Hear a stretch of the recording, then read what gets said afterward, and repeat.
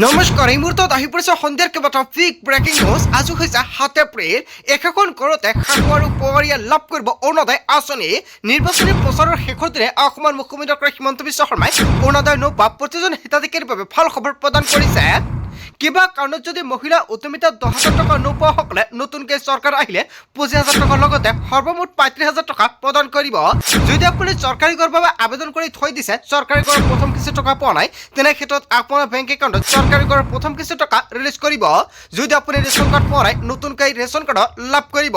মুখ্যমন্ত্ৰী ডক্টৰ হিমন্ত বিশ্ব শৰ্মাই কৰিছে কেইবাটাও বৃহৎ ঘোষণা। কৃষকৰ একাউণ্টত 11,000 টকা প্ৰদান কৰা হ'ব।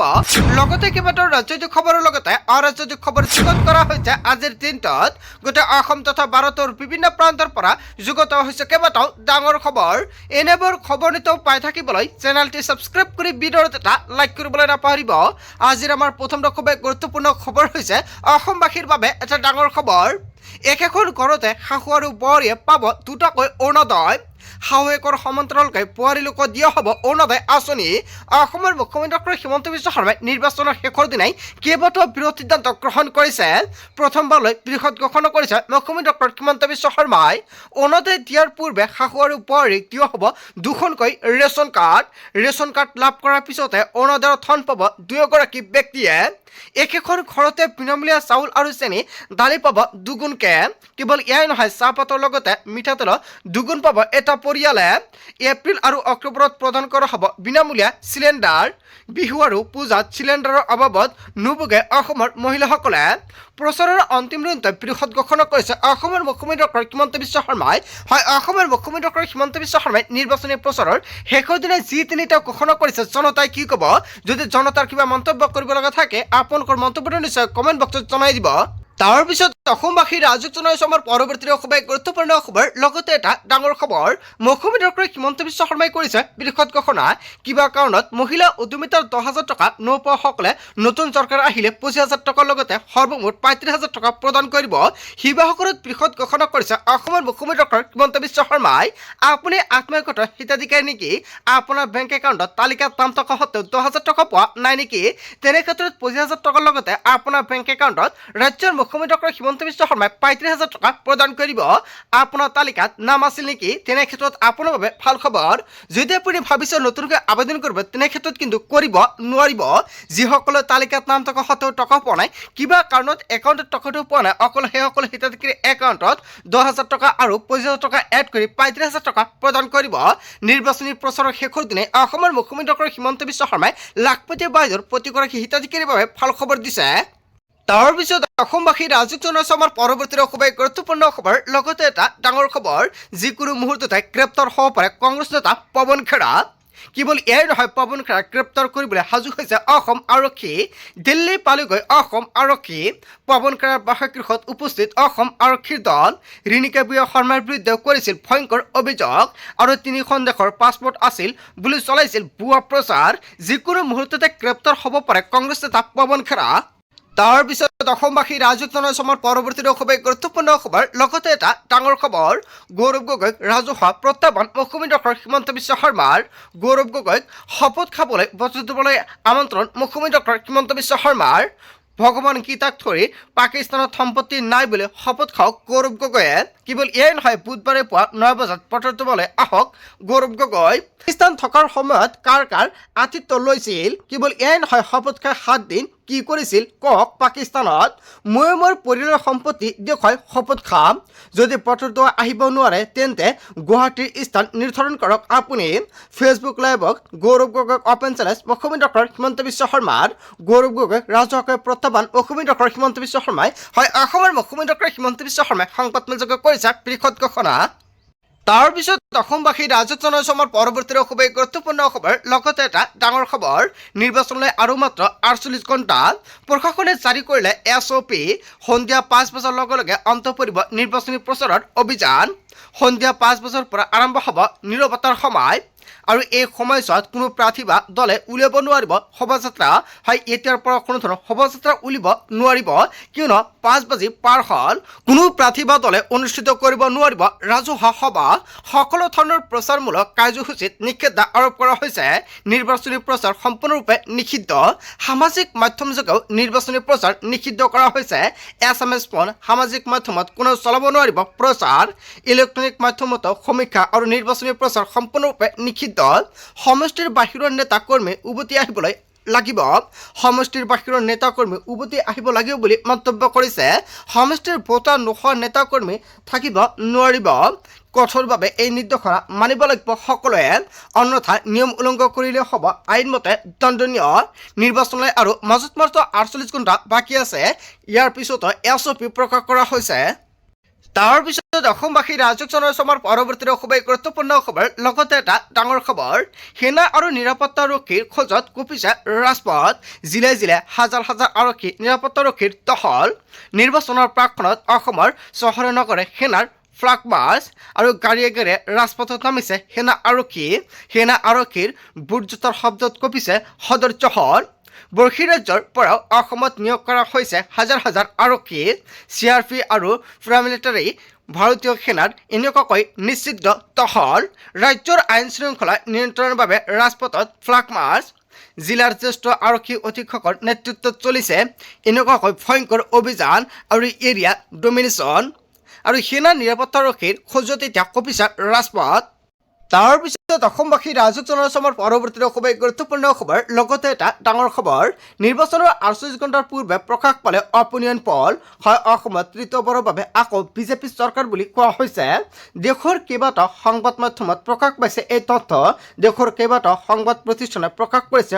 অপিনিয়ন পল আৰু চাণক্য ষ্ট্ৰেটেজিয়ে মতে বিজেপিয়ে মিত্ৰজোঁটে পাব 83ৰ পৰা 90খন আসন কংগ্ৰেছ মিত্ৰজোঁটে পাব 30ৰ পৰা 36খন আসন আৰু অন্যান্যৰ বাবে 3ৰ পৰা 6খন আসন বান্ধি দিয়া হৈছে কেৱল এয়া নহয় মেট্ৰিমাইজৰ মতে বিজেপিয়ে মিত্ৰজোঁটে পাব 92ৰ পৰা 102খন আসন আৰু কংগ্ৰেছ মিত্ৰজোঁটে পাব 22ৰ পৰা 32খন আসন অন্যান্য 4ৰ পৰা 7খন আসন লাভ কৰিব নিৰ্বাচনৰ 48 ঘণ্টাৰ পূৰ্বে প্ৰকাশ পাইছে অপিনিয়ন পল তাৰ পিছত অসমবাসী ৰাজক জনসমাৰ পৰৱৰ্তী খুবেই গুৰুত্বপূৰ্ণ খবৰ লগতে এটা ডাঙৰ খবৰ সন্দেহজনক লোকৰ তালিকা আছে চৰকাৰৰ হাতত প্ৰধানমন্ত্ৰী মোদীয়ে কৰিছে বৃহৎ ঘোষণা অসমৰ ক'ত ক'ত মাটি দখল হৈছে তালিকা দিলে প্ৰধানমন্ত্ৰী নৰেন্দ্ৰ মোদীয়ে পুনৰ অসমৰ ভূমিৰ পৰা বাংলাদেশক দিলে সকিয়নি অসমত অধিগ্ৰহণ কৰা সকলো ভূমি ত্যাগ কৰিব লাগিব চৰকাৰ গঠন কৰি চলিব উচ্ছেদ অভিযান নিৰ্বাচনী প্ৰচাৰ সভাত পুনৰ অবৈধ নাগৰিকক লৈ সৰব হৈছে প্ৰধানমন্ত্ৰী নৰেন্দ্ৰ মোদী সন্দেহজনক লোকৰ তালিকা আছে চৰকাৰৰ হাতত এনেকুৱাকৈ বৃহৎ মন্তব্য কৰিছে প্ৰধানমন্ত্ৰী নৰেন্দ্ৰ মোদীয়ে তাৰ পিছত অসমবাসী ৰাজক জনসমাৰ পৰৱৰ্তী খুবেই গুৰুত্বপূৰ্ণ খবৰ লগতে এটা ডাঙৰ খবৰ মাইকত আজান দিয়া কোনো বন্ধ কৰিব নোৱাৰে বৃহৎ মন্তব্য কৰিছে ইউনুছ তামুলীয়ে মাইকত আজান বন্ধ কৰাৰ কথা কোৱাসকলক গ্ৰেপ্তাৰ কৰক মাইকত আজান দিয়া বন্ধ কৰিবলৈ এইখন উত্তৰ প্ৰদেশ নহয় এনেকুৱাকৈ বৃহৎ মন্তব্য কৰিছে ইউনুছ তামুলীয়ে এটাও নহয় দুটাও নহয় 4টা মাইক লগাই আজান দিম বুলি মন্তব্য কৰিছে পৃথিৱীত সকলোকে আজান থাকিবই অসমত নাৰায়ণ তকবীৰ থবলৈ দিয়া নোৱাৰে বুলি এনেকুৱাকৈ কোনে ক'লে এনেকুৱাকৈ বৃহৎ মন্তব্য কৰিছে অসমত নাৰায়ণ তকবীৰ থবনি কিয় দিব নোৱাৰে এনেকুৱাকৈ ডাঙৰ প্ৰশ্ন উত্থাপিত কৰিছে জয় শ্ৰীৰাম যদি দিব পাৰে আল্লাহু আকবাৰ কিয় ক'ব নোৱাৰে মাইকত আজান দিয়া বন্ধ কৰিবলৈ কোন বুলি ডাঙৰ প্ৰশ্ন উত্থাপিত কৰিছে এনেকুৱাকৈ বৃহৎ মন্তব্য কৰিছে ইউনুছ তামুলীয়ে ধুবুৰীৰ মানুহ শিৱসাগৰলৈ যাবই ধুবুৰীৰ মানুহক শিৱসাগৰ যোৱাত কোনেও বাধা দিব পাৰিব আহোম আৰু চুকাফা সাম্প্ৰদায়িক নহয় বুলি মন্তব্য কৰিছে মাইকত আজান বন্ধৰ দাবীৰ পিছতে ইউনুছ তামুলী এনেকুৱাকৈ কেইবাটাও বিস্ফোৰণ মন্তব্য কৰিছে মাইকত আজান দিয়া কোনেও বন্ধ কৰিব নোৱাৰে তাৰ পিছত অসমবাসী ৰাজক জনসমাৰ পৰৱৰ্তী খুবেই গুৰুত্বপূৰ্ণ খবৰ লগতে এটা ডাঙৰ খবৰ ৱাচিক দেশদ্ৰোহী আৰু জাতিদ্ৰোহী আশা জাতীয় সংগ্ৰামী সেনাৰ অসমত আহি নাৰায়ণ তকবীৰ মিয়া জিন্দাবাদ দিয়া সহ্য কৰা নহ'ব পুনৰ এনেকুৱাকৈ কেইবাটাও বিস্ফোৰণ মন্তব্য কৰিছে এইখন অসমত চলিব কেৱল খিলঞ্জীয়াৰ প্ৰৱৰ্তন অসমত মিয়াৰ এটা শব্দ নচলিব অসমত নচলিব মিয়াৰ ৰাজত্ব পুনৰ এনে মন্তব্য কৰি ৱাচিৰ ঠেং ভাঙি দিয়াৰ ভাবুকি দিছে অসমৰ মাটিত মিয়াৰ কোনো অপদ্ৰব্য সহ্য নকৰে জাতীয় সংগ্ৰামী সেনাই নতুন চৰকাৰ অসমৰ পৰা খেদি পঠিয়াব লাগিব প্ৰতিটো মিয়াক প্ৰয়োজন হ'লে মিয়াক এনকাউণ্টাৰ কৰাৰ দাবী জনাইছে ৱাকিল গগৈ গৌৰৱ গগৈক জাতিৰ দালাল বুলি আখ্যা দিছে চাৰিমৰ পৰা ৰাজ্যজুৰি জাতীয় সংগ্ৰামী সেনাৰ মিয়া খেদা অভিযান ঘৰে ঘৰে এইবাৰ বিচাৰ হ'ব মিয়া অভিযান চাৰিমেৰ পৰা আৰম্ভ হ'ব অভিযান ইন্নুছ তামিলকৈ তীব্ৰ সকিয়নি প্ৰদান কৰিছে আমি পানীগুণ্ডালৈ ভয় নকৰোঁ বুলি এনেকুৱাকৈ বৃহৎ মন্তব্য কৰিছে ইন্নুছ তামিলক পানীগুণ্ডা বুলি আখ্যা দিছে মিয়া সন্দৰ্ভত চিতু বৰাৰ বিস্ফোৰণ মন্তব্য হয় চিতু বৰাই যিকেইটা বিস্ফোৰণ মন্তব্য কৰিছে জনতাই কি ক'ব জনতাৰ মন্তব্যটো নিশ্চয় কমেণ্ট বক্সত জনাই দিব তাৰ পিছত অসমবাসী ৰাজুক জনসমৰ পৰৱৰ্তী খুবেই গুৰুত্বপূৰ্ণ খবৰ লগতে এটা ডাঙৰ খবৰ অসমত বিজেপিয়ে 90ৰ পৰা 100খন আসন লাভ কৰিব পুনৰ অসমৰ মুখ্যমন্ত্ৰী হিমন্ত বিশ্ব শৰ্মাই বৃহৎ মন্তব্য কৰিছে অসমত বিজেপিয়ে 90ৰ পৰা 100টা সমষ্টিত জয়যুক্ত হ'ব কংগ্ৰেছে 17ৰ পৰা 19খন আসন লাভ কৰিব গুৱাহাটীৰ আশে-পাশে সমীক্ষা কৰা সকলো মতে 102খন আসন পাব বিজেপিয়ে 104খন আসনো আমি পাব পাৰোঁ আচৰিত হ'বলগীয়া একোৱেই নাই এই মন্তব্য কৰিছে অসমৰ মুখ্যমন্ত্ৰী হিমন্ত বিশ্ব শৰ্মাই তাৰ পিছত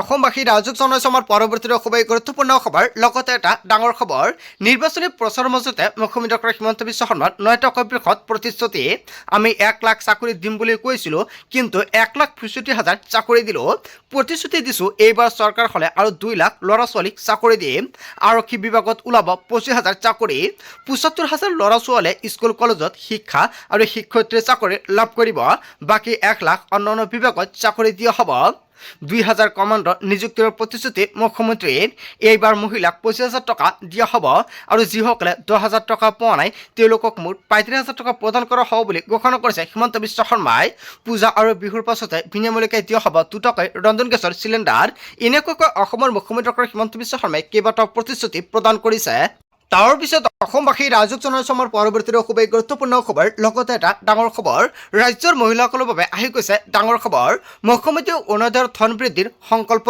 হয় অৱশেষত অসমৰ মুখ্যমন্ত্ৰী হিমন্ত বিশ্ব শৰ্মাই সংকল্পবদ্ধ হৈছে অৰুণোদয় আঁচনিক লৈ 1,250 টকাৰ পৰা 3,000 টকা হ'ব অৰুণোদয়ৰ ধনৰাশি অৰুণোদয় আঁচনি একাউণ্টত এতিয়াৰ পৰা 1,250 টকা নাপাব নিৰ্বাচনৰ পিছতে অৰুণোদয় আঁচনি টকা বৃদ্ধি কৰা হ'ব 2026 বিজেপি চৰকাৰ আহিলে মুখ্যমন্ত্ৰী পূৰণ কৰিব প্ৰতিশ্ৰুতি আৰ্থিকভাৱে সবল হ'ব ৰাজ্যৰ মহিলাসকল এনেকুৱাকৈ কেইবাটাও প্ৰতিশ্ৰুতি প্ৰদান কৰিছে বন্ধু বান্ধৱীসকল গোটেই অসম তথা ভাৰতৰ বিভিন্ন প্ৰান্তৰ পৰা যুগত হৈছে কেইবাটাও ডাঙৰ খবৰ এনেবোৰ খবৰ নিতৌ পাই থাকিবলৈ চেনেলটি ছাবস্ক্ৰাইব কৰি ভিডিঅ'ত এটা লাইক কৰিবলৈ নাপাহৰিব চ' থেংক ইউ ফৰ ৱাচিং ফুল ভিডিঅ'